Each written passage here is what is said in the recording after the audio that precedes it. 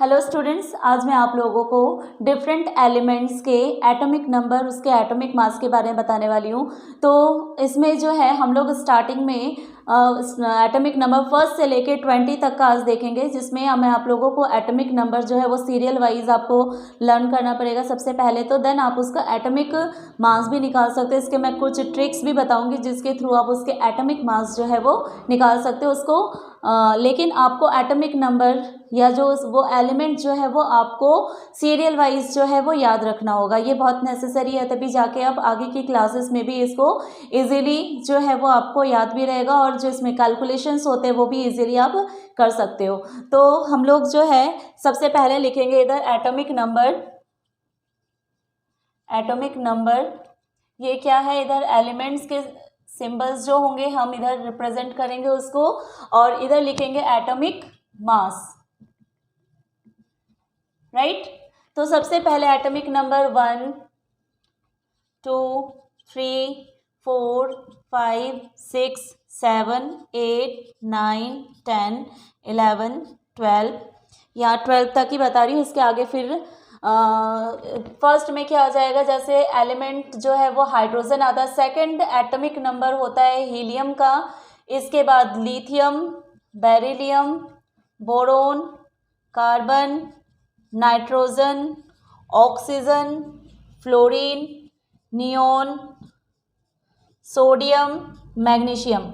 तो ये जो है ना, ये आपको मैंने सारे एलिमेंट्स के सिंबल्स बताए हुए हैं। तो आप लोगों को ये याद रखना जो है वो बहुत ही ज़रूरी है, बहुत ही नेसेसरी है। तो सभी जो है ये एटॉमिक नंबर जो है वो उसी के सीरियल नंबर के साथ ही है, ठीक है। तो अब देखो एटॉमिक मास जो है वो हम कैसे निकालते हैं। जैसे हाइड्रोजन जो है ना, इसका एटॉमिक मास जो होता है वो 1 ही होता है, ठीक है। एक ट्रिक याद रख सकते हो आप इसमें। एक ट्रिक क्या होता है कि जैसे जो इवन नंबर्स हैं उसको अगर हम लोग 2 से मल्टीप्लाई करते हैं, तो वो 2 से मल्टीप्लाई करते हैं उस एटॉमिक नंबर को, तो उसका वो एटॉमिक मास के बराबर होता है। मीन्स कि अगर इवन है, इवन नंबर को क्या करेंगे हम, इवन नंबर को 2 से मल्टीप्लाई करेंगे, और ये इवन नंबर क्या होगा, जो एटॉमिक नंबर है, ठीक है। एटॉमिक नंबर को 2 से मल्टीप्लाई करेंगे तो वो आपका एटॉमिक मास के इक्वल होगा, एटॉमिक मास के इक्वल होगा। बट कुछ कुछ ऐसे एक्सेप्शंस में आते हैं जिसको मैं अभी आपको बताऊंगी, तो वो आप लोग देख लेना कौन सा है, ठीक है। इसके बाद अगर ऑड नंबर है, ऑड नंबर को हम क्या करेंगे, इसमें भी ऑड कौन सा है, ऑड नंबर जो एटॉमिक नंबर है, ठीक है। एटॉमिक नंबर अगर ऑड है तो हम इसको 2 से मल्टीप्लाई करेंगे, देन 1 से प्लस करेंगे, तो वो उसका किसके इक्वल होगा, एटॉमिक मास के बराबर होगा वो, ओके। तो देखो ये 2 क्या है, जैसे ये 2 जो है ये इवन नंबर है। अगर 2 को हमने क्या देखा यहाँ पे कि अगर एटॉमिक नंबर इवन है तो उसको 2 से मल्टीप्लाई करेंगे तो उसका एटॉमिक मास जो होगा उसके इक्वल होगा, ठीक है। तो इस 2 को 2 से मल्टीप्लाई करेंगे तो 4 हो जाएगा। तो हीलियम का एटॉमिक मास जो होता है वो क्या होता है, 4, ठीक है। अब जैसे लिथियम है, ठीक है, तो लिथियम जो है आप क्या देख रहे हो यहाँ पे, ये ऑड नंबर है। मैंने क्या कहा कि ऑड नंबर को 2 से मल्टीप्लाई करो, देन इसको 1 से प्लस कर दो, तो वो उसके एटॉमिक मास के इक्वल होगा। तो 3 को 2 से मल्टीप्लाई करेंगे तो 3 2 ज़ा 6, और उसमें 1 प्लस करेंगे तो 7। मीन्स कि जो लिथियम का एटॉमिक मास है वो क्या है, 7, ओके। इसी तरह से बेरिलियम है, बेरिलियम का क्या है, इसको भी हम 2 से मल्टीप्लाई करेंगे तो 4 2 ज़ा 8, और लेकिन बेरिलियम जो है ना, इसका एटॉमिक मास जो होता है वो क्या होता है, 9 होता है, ठीक है। ये थोड़ा एक्सेप्शन में है, तो ये एक्सेप्शन वाले जो है वो आपको ध्यान में रखना है कि कौन सा वाला थोड़ा सा डिफरेंट है, तो इसको आपको याद कर लेना है, ओके। तो इसका हो जाता है बेरिलियम का 9।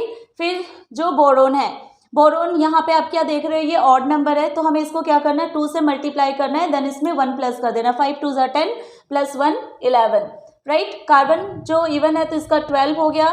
नाइट्रोजन का क्या हो जाएगा, 14, ठीक है। ये भी एक्सेप्शन में आता है, ये ऑड नंबर होने के बाद भी इसमें क्या होता है, 1 प्लस नहीं होता है, ठीक है। तो ये भी ऑड में आ गया। इसके बाद 8, ऑक्सीजन का 8 है तो इसका कितना हो जाए, क्या हो जाएगा, एटॉमिक मास 16। फ्लोरीन जो है ये ऑड देख रहे हो, ठीक है, तो इसमें हमें क्या कर देना है, 1 प्लस कर देना है। मतलब कि यहाँ पे फ्लोरीन का जो एटॉमिक मास होगा वो हो जाएगा 9 2 ज़ा 18 प्लस 1 19, ओके। इसके बाद नियॉन जो है वो इवन है, तो यहाँ पे हम 2 से मल्टीप्लाई कर देंगे तो ये क्या हो जाएगा 20। सोडियम हम क्या देख रहे हैं, ये ऑड नंबर है, तो हम 11 को 2 से मल्टीप्लाई करेंगे तो 22 और इसमें 1 प्लस कर देंगे तो 23। ओके। इसकी वजह से मैग्नीशियम है, मैग्नीशियम को अगर हम लोग, ये इवन नंबर है आप देख रहे हो जैसे, तो इसे भी हमें क्या करना है 2 से मल्टीप्लाई कर देंगे तो इसका ये एटॉमिक मास के इक्वल होगा। इट मीन्स यहाँ पे जो मैग्नीशियम है उसका एटॉमिक मास जो है वो 24 होगा। ओके, बहुत ही इजी है, तो आप लोग इसको इजीली इस ट्रिक के थ्रू भी कर सकते हो। कुछ कुछ एक्सेप्शन है उसको आप लोग याद कर लेना और इसको बट आपको सीरियल वाइज लर्न करना है। तो जैसे यहाँ 12 तक हुआ, आगे के मैं आपको 20 तक का बताऊंगी। तो आगे के क्या है देखो,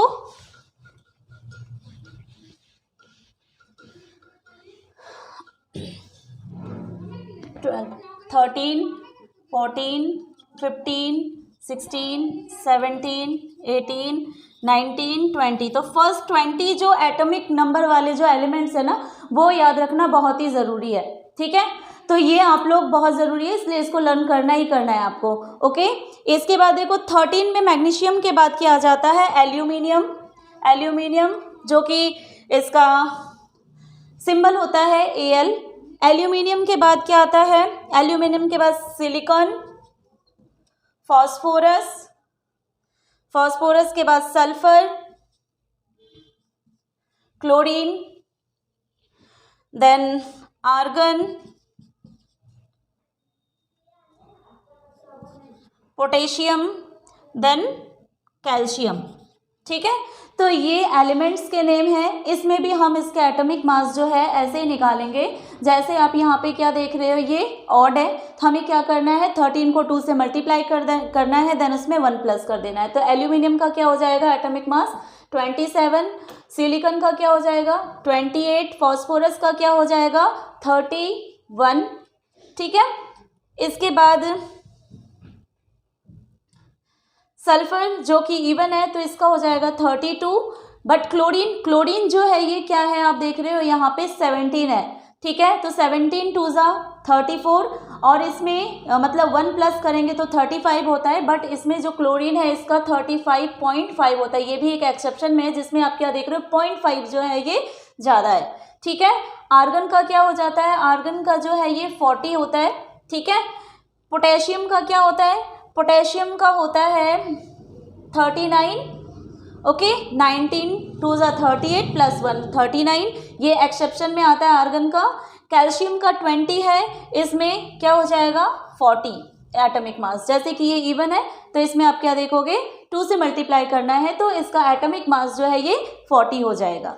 ओके, तो ये जो है एटॉमिक नंबर और एटॉमिक मास हो गए। देखो कोई भी एक एटम जो होता है उसका जो न्यूक्लियस होता है उसमें किससे फॉर्म करता है, ये इलेक्ट्रॉन, प्रोटॉन और न्यूट्रॉन, मतलब कि ये जो एटम है वो इलेक्ट्रॉन, प्रोटॉन और न्यूट्रॉन से वो एलिमेंट फॉर्म करता है। बट इसमें जो इसका न्यूक्लियस होता है इसमें प्रोटॉन्स और न्यूट्रॉन्स प्रेजेंट होते हैं, जिसमें प्रोटॉन्स जो होते हैं वो पॉजिटिव चार्ज होते हैं और न्यूट्रॉन्स जो होता है वो न्यूट्रल होता है, उसमें कोई भी चार्ज नहीं होता है। ओके, बट इसके न्यूक्लियस के बाहर में इसके ऑर्बिट्स होते हैं, इसके सेल्स होते हैं और इसी में ही क्या होते हैं इसके इलेक्ट्रॉन्स जो होते हैं वो रिवॉल्व करते रहते हैं, इसके चारों ओर वो घूमते रहते हैं। ठीक है, तो यहाँ पे हमें देखना है कि जो एटॉमिक नंबर है उस एटॉमिक नंबर को किससे रिप्रेजेंट किया जाता है। इसमें कुछ कैलकुलेशंस भी होते हैं न्यूमेरिकल्स करने को, तो आप लोग अभी जब ये चैप्टर करोगे आप लोगों को समझ में आ जाएगा कि किस तरह से ये जो है सॉल्व करते हैं। तो एटॉमिक नंबर को रिप्रेजेंट किया जाता है Z से, राइट। जो एटॉमिक मास होता है उसको रिप्रेजेंट किया जाता है A से, जो इलेक्ट्रॉन्स होते हैं उसको E से रिप्रेजेंट किया जाता है, जो प्रोटॉन्स होते हैं उसको P से रिप्रेजेंट किया जाता है। जैसे इलेक्ट्रॉन्स जो होते हैं वो नेगेटिव चार्ज होता है, प्रोटॉन्स क्या होता है पॉजिटिव चार्ज होते हैं। जो न्यूट्रॉन्स होते हैं ये न्यूट्रल होते हैं, इसमें कोई भी चार्ज नहीं होता है, राइट। तो ये इसके सिंबल्स होते हैं जो मतलब कि जो एटॉमिक नंबर को हम Z से रिप्रेजेंट करते हैं, एटॉमिक मास को A से रिप्रेजेंट करते हैं, इलेक्ट्रॉन्स को E से, प्रोटॉन्स को P से और न्यूट्रॉन्स को N से। ठीक है। तो जब भी कोई भी एटम जो है उसका जो मास होता है वो किसके ऊपर डिपेंड करता है, उसमें प्रेजेंट प्रोटॉन्स और न्यूट्रॉन्स पे, ठीक है। तो अगर हमें किसी भी एलिमेंट का अगर या उस एटम का अगर किसी भी एटम का अगर हमें एटॉमिक मास निकालने के लिए दिया जाता है तो एटॉमिक मास इक्वल्स टू क्या होता है, number of protons plus number of neutrons. Okay. अब जो नंबर ऑफ और एक चीज़ जो नंबर ऑफ प्रोटॉन जो होता है वो हमेशा क्या होता है, नंबर ऑफ इलेक्ट्रॉन के इक्वल होता है। जस्ट सपोज करो कि अगर नंबर ऑफ प्रोटॉन अगर 6 है तो नंबर ऑफ इलेक्ट्रॉन्स भी क्या होंगे, 6 ही होंगे, ठीक है। और अगर हमें यहाँ से जैसे आप देख रहे हो कि एटॉमिक मास जो है हम नंबर ऑफ प्रोटॉन और नंबर ऑफ न्यूट्रॉन को अगर प्लस कर देते हैं तो वो क्या हो जाएगा, उसका एटॉमिक मास के इक्वल होगा। अब number of proton number of neutron जो होता है वो किसके बराबर होता है, वो एटॉमिक नंबर के भी इक्वल होता है। इट मीन्स क्या है, नंबर ऑफ प्रोटॉन न्यूट्रॉन और एटॉमिक नंबर ये तीनों एक दूसरे के इक्वल होंगे और एटॉमिक मास जो होगा वो नंबर ऑफ प्रोटॉन और नंबर ऑफ न्यूट्रॉन के सम के इक्वल होगा, ठीक है। तो आई होप यू स्टूडेंट्स आपको सारा समझ में आ गया होगा और आगे की वीडियो के लिए आप लोग वेट करो, इसके और भी मैं आप लोगों को कुछ और ट्रिक्स के साथ मैं आपको बताऊंगी। तो यहाँ तक वीडियो में बने रहने के लिए थैंक यू सो मच।